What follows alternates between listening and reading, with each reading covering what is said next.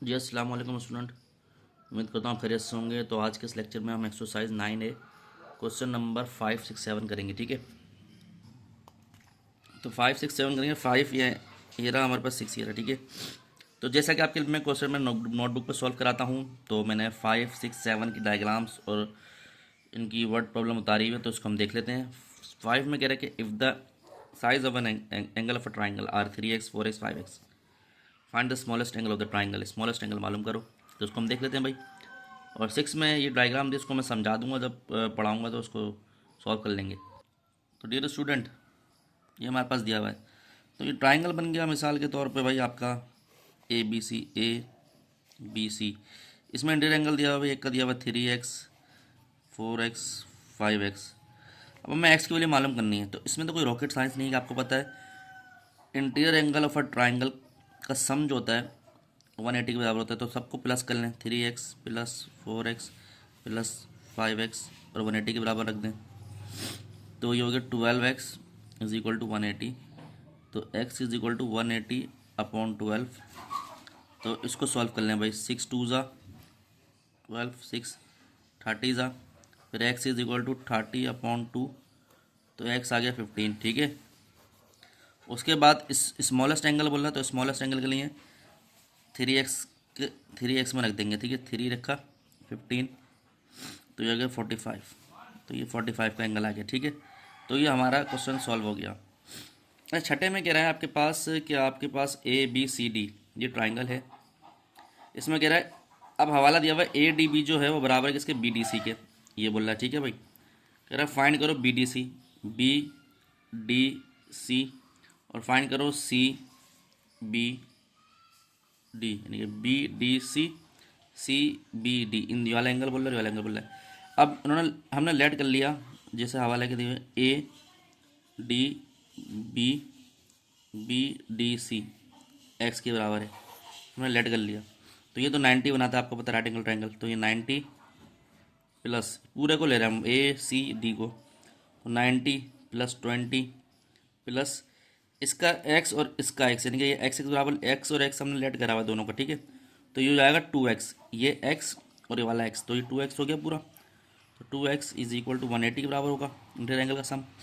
तो 2x is equal to 180 minus 110।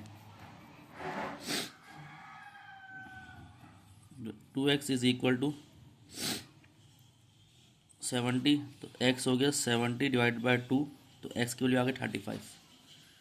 मतलब ये हमारे पास 35 आ गया, ये 35 आ गया, 35 आ गया। ठीक है, पहला 35 आ गया इसका, यानी कि बी डी सी 35 आ गया, बी डी सी आ गया 35। ठीक है, इधर लिख भी ले, बी डी सी 35 निकाल लिया पहले का। अब ये बोल रहा है भाई, अब आपको निकालना है क्या, सी बी डी। तो ये चलना था C B D, C B D, C B D.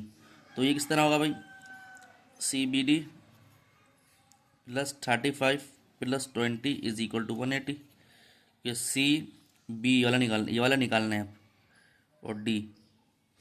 तो ये हो गया C B D plus 45 55 is equal to 180। C B D 180 minus 55, तो सी बी डी 50 ये हो गया। तो इसमें से चलेगा 125, हाँ 125 बचा कालवन। देख लिया कैलकुलेट कर लिएगा, 125 ही आ रहा है। ठीक है भाई, ये हमारे पास 6 हो गया। अब बात कर लेते हैं 7 की। तो उम्मीद करता हूँ लेक्चर आपको समझ आ रहा होगा। 7 थोड़ा डायग्राम में दिया हुआ है, इसको देख लेते हैं भाई।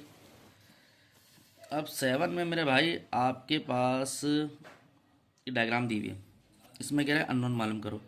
अननोन इसमें ए है और बी है, इसके अलावा कुछ नहीं है।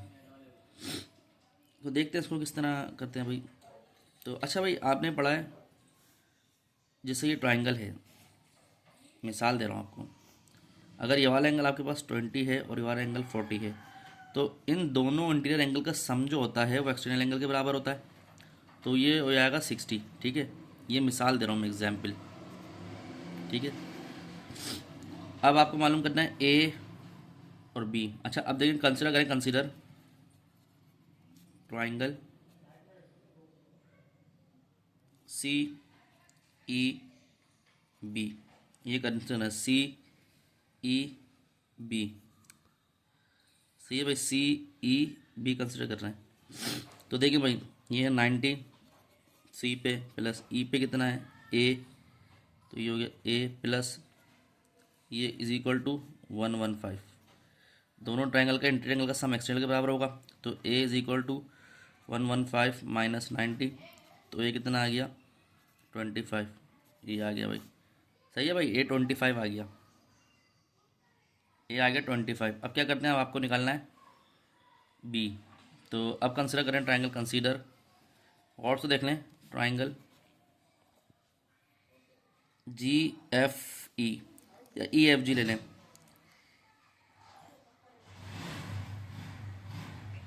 ई एफ जी मतलब निकाला हम बीच वाला रहा है, तो ये हो गया भाई, देखें 90, एफ पर 90 है, ठीक है।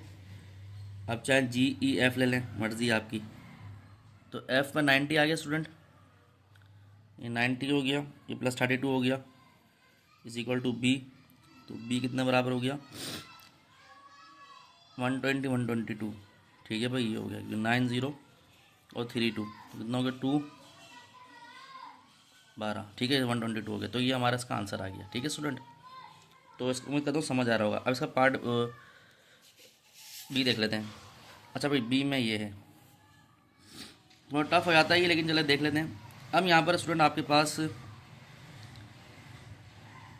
ए B D, A B D और ए बी सी दोनों में बराबर एंगल है, सही है, दोनों बराबर हैं, ठीक है। तो आप क्या करते हैं, आपको दिया हुआ जो है, अच्छा ये 27 दिया हुआ है, लिखा हुआ नहीं है मैंने, इन दोनों को प्लस करते ही निकाल लेते हैं। तो ये कितना हो गया भाई 89 plus 27 is equal to A B C, ठीक है भाई, ए बी सी निकाल लेते हैं। तो ये ए बी सी कितना हो गया 89 प्लस 27, यहाँ हम कर लेते हैं भाई 89 27, सॉल्व करते हैं भाई, कितना हो गया, ये हो गया 7 और 9 16, 1 इधर आ गया 10 11 116, तो ये 116 आ गया, ठीक है। तो ये वाला एंगल कितना आ गया 116, ठीक है। 89 प्लस 27, अब करते हैं ये 22 को 116 plus 22 is equal to unknown क्या है सी, तो सी लिख दिया मैंने। तो सी इज इक्वल टू ये हो गया 126 136 138। तो स्टूडेंट ये आया हुआ है। अब आप मिसाल दिया हुआ है एक्सटीरियर एंगल का सम जो इंटीरियर एंगल का बराबर होता है।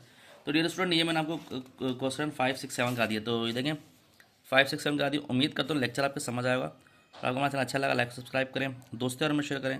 मज़ीद वीडियो आपको मिलती रहेंगी। अपना ध्यान रखें। अस्सलाम वालेकुम।